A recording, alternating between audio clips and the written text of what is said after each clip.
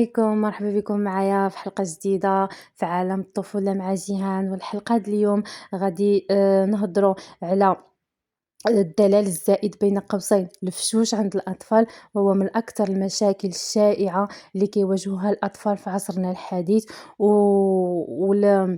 والدلال الزائد أو الفشوش هو كيخلي الطفل يتلقى كل ما يطلب في الحين، يعني بلا صبر بلا تعليم على المسؤولية، وهذا الشيء كيأثر على النمو النفسي والسلوكي ديالو.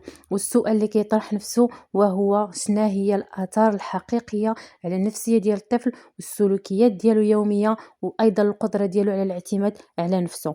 هذا السؤال هو اللي غادي يواجهنا باش نحلو تحليل علمي ونفسي ديال هذه المشكله، وايضا باش نفهموا الاسباب والنتائج قبل ما نمشيو للحلول العلميه. علم النفس الحديث عرفنا بان الدلال الزائد بان الطفل هو ان الطفل كيتلقى كل الرغبات فورًا، في الحين، بلا صبر، بلا ما نعلموه المسؤولية، وبلا حدود واضحة. الطفل مثلًا كيبكي على لعبة، الأم ولا الأب كيعطيوه اللعبة فورًا. الطفل مثلًا رفض أنه ياكل أكلة معينة، في الحين كت ك ك كنجدّوا له مثلًا وجبة وحدة أخرى. مثلًا طفل بغى التليفون، في البلاصة كنعطيوه التليفون. يعني ما يعني كتشوف الآباء كيستسلموا بلا مقاومة.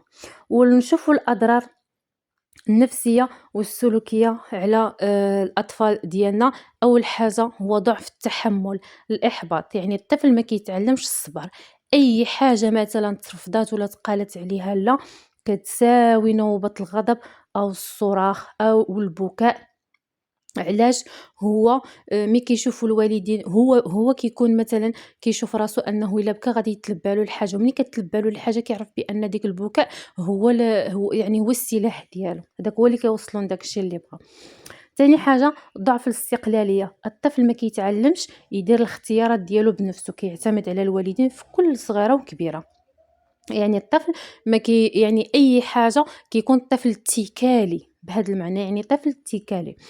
آآ ثالث حاجة وهي تابعة للنقطة الثانية، التعلق المفرط بالوالدين، يعني صعوبة الانفصال الاجتماعي. مثلا في المدرسة، يعني الطفل مثلا كنلاحظوا بأن واخا كانت شحال هادي ماشي بحال دابا، كتلقى الأطفال كيلقاو صعوبة باش أنهم مثلا فاش كيبغيو يدخلوا المدرسة مثلا في لا مويان، يعني ولا لا غروند كيمشيو للمدرسة، كتلقى صعوبة أنه باش يمشي. أو مثلًا في اللعب الجماعي مع الأطفال، حاليًا يعني في هذا الوقت هذا ما بقيناش كنشوفوا الأطفال كيلعبوا في الدرب مع بعضياتهم، ولا الأطفال كيلعبوا، الأغلبية د الأطفال كتلقاهم كيلعبوا بوحديتهم. وهذا سبب كيخلي الأطفال كيدخلوا في واحد الصراعات.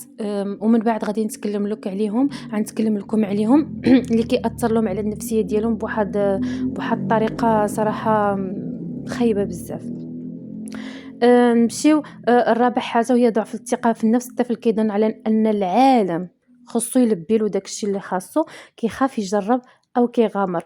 والدراسات الحديثة أكدت على أن الدلال الزائد كيؤدي إلى التوتر، يعني الأغلبية الأطفال دابا كنشوفوهم عصبي، باقي صغير وهو معصب، والاعتماد المفرط وتراجع مهارة حل المشكلات.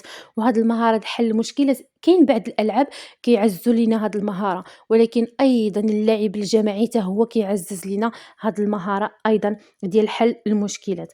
غنمشيو نشوفوا الأسباب الشائعة اللي كتخلّي هاد الدلال الزائد، ونمشيو نشوفوا الأسباب واقعية. أول سبب هو شعور الوالدين بالذنب. حاليًا كاينين بزاف ديال الآباء كتلقى الأم خدامة والأب خدام، مشغولين، يعني ما كاينش الوقت وما عندهمش الوقت الكافي باش يعطيوه للطفل ديالهم. شنو كيعملوا؟ يعني أي حاجة طلبها الطفل كتحضر، كيف ما بغات تكون غالية رخيصة، تجي منين ما جات، المهم خاصو داك الحاجة تحضر. شنو كيديروا هُما؟ كيلبيو له الرغبات ديالو. أنا بغيت هاد اللعبة كيجيبوا له هاد اللعبة، أنا بغيت التليفون كيجيبوا له التليفون، بغيت نشري هادي كيجيبوا له هاديك. يعني هُما ديك الوقت اللي ما كيقضيوهش لولادهم كيعوضوه لهم بواحد الطرق اللي من بعد كيخرجوا الأطفال يعني فاشلين الصراحة في الحياة ديالهم. والوالدين كيستسلموا علاش؟ يعني كيستسلموا وكيشريو داك الشي اللي بغاو علاش؟ باش ما يبكيش، باش ما يغوّت، باش ما يتعصبش، يعني حتى الطفل كتكون عنده حِيَل كيستخدمها مع الوالدين ديالو باش أنه يتلقى داك الشي اللي بغا. التربية بدون قواعد واضحة، كيف قلت لكم يعني كنت فايت لي عملت لكم حلقة على الروتين في حياة الطفل. الروتين مهم، مهم جدًا في حياة الطفل، وراها كاينة يعني اللي بغى يدخل يتفرج في الحلقة راها كيعني متوفرة. بعض الآباء ما كيحدّوش القواعد واضحة من البداية أو كيبدلوها كل مرة حسب الموقف. مثلًا اليوم مثلًا بحال مثلًا اليوم كيقول لك ممنوع التليفون قبل ما تعملوا التمارين ديالكم. لا غد ليه كيقول له إيوا إلا بغيتي تلعب شوية ما فيها بأس. لا، واحد القاعدة تبقى قاعدة. ما تبدّلش، هاديك القاعدة اللي كتبدل الدماغ ديال الطفل ديالو ما كيبقاش أصلًا مركّز. يعني ما كتولي العشوائية في حياة الطفل، ولا الطفل عطيناه قاعدة تبقى كيما بغا يكون الظرف قاعدة، باش حتى الطفل كيطلع مسؤول وكيطلع حتى هو يعني شاد زمام الأمور كيف ما خصها تكون. والطفل أيضًا كيحس بالحيرة والتناقض. يعني يقدر ما يبقاش تيسمع لك الهضرة ديالك ولا ما يبقاش يثيق في الهضرة ديال والديه من بعد. المقارنة مع الأطفال الآخرين. فايت لي عملت لكم حلقة على المقارنة. بزاف ديال الآباء كيشوفوا الأطفال الآخرين عندهم كل شي وكيحاولوا يعوّضوا الطفل ديالهم باش ما يحسش بالنقص. ويعني صراحة هاد الشي هذا صراحة ما خصوش يكون. الآباء خصهم يكونوا واعيين في بزاف ديال النقاط، يعني في التربية ديال الأطفال ديالهم باش ما يطيحوش في الأغلاط. وفايت لي أيضًا عملت لكم حلقة على المقارنة، اللي بغى يرجع يتفرج ليها راه حتى هي متوفرة. وانشغال بالهواتف والشاشة، كتلقى بعض الوالدين مشغولين بالتلفازة، مشغولين بالهاتف، بالطابلت، البيسي، والطفل كيلاحظ وكيقلد حيتاش الطفل عامل بحال شي اش غنقول لك، بحال اللي كتعطيه بحال اللي كيشوف السيناريو هو اللي كيمثل داك الشي. يعني داك الشي اللي كيشوفو هو اللي كيطبّقو. ما شنو وكاين عاوتاني حتى بعض الأمهات الله يهديهم، كتلقى كيعملوا جريمة، أقسم بالله كتعمل جريمة في حق ولدها. كتلقى الطفل يلاه عنده 4 شهور، 3 شهور، ما كيفهم والو، 5 شهور، 6 شهور وهو ملصقين له التلفازة، ما عرفتش علاش. صراحة الله يهديهم والله. والرغبة في تجنب النوبات والصراخ. كاينين بزاف ديال الآباء كيخافوا من المواجهة ديال الطفل أو نوبة الغضب، فكيستسلموا باش يهدئوا الأجواء بسرعة. كيضطروا على أنهم أي حاجة يشريوها له باش يسكت ولا يعطيوها له باش يسكت. و وآخر نقطة وهي تأثير الإعلام والمجتمع الحديث. الإعلانات، المسلسلات والبرامج الأطفال كتفرج في الطفل على حياة كلها ترفيه ومكافآت فورية. كتلقى مثلًا الأفلام كتشوف بأن الطفل عايش في واحد الرفاهية، ولا كتلقى مثلًا يعني شي حوايج الصراحة ما خصهمش الطفل أنا قلت لكم من 5 سنين لتحت ممنوع شي حاجة سميتها التليفون، الطابلات، البيسي، ولو حبّذا حتى التلفاز ما خصوش يكون الصراحة والله العظيم. الطفل كيشوف مثلًا كاين دابا إشهارات كيطلعوا في التليفون، في التلفازة ديال الألعاب ديال الأطفال، كل واحد وكيفاش كيعيش. كاين ملي كيكون الأم ولا الأب في ديك اللحظة كيشوف ولده معاه كيشوف داك الشي هذاك، حتى هو كيضطر على أنه باش ما كان يمشي يجيب له داك الشي ويعطيه له. اللعبة نشري له لعبة ونفرح به، وبإمكاني نصنع معاه لعبة من والو. ولكن اللعبة خاصها تكون علاش؟ باش يعرف بأن راه أي حاجة كناخدوها في هاد الحياة فهمتي خصني نكافئو، خص يكون واحد النجاح باش نعطيه شي حاجة.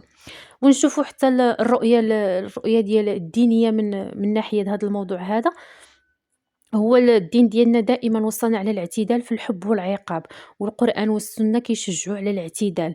و بسم الله الرحمن الرحيم، وقولوا للناس حسنًا، صدق الله العظيم. والحب وحده بلا حدود غير كافي. الحب بلا حدود غير كافي. يعني التربية خصها تكون ذكية جدًا. وضع الحدود كيعطينا الضرورة لتنشئة الطفل المسؤول. يعني مسؤول وناجح في الحياة ديالو. ومنهجية النبي صلى الله عليه وسلم كان يلاطف الأطفال ويعلمهم الصبر والطاعة واحترام الآخرين، لم يكن يعني يلبي كل رغباتهم فورًا. وابن القيم قال بأن تربية الأطفال بين اللين والحد هي الطريق يعني الطريق للصحة النفسية والنجاح في الحياة.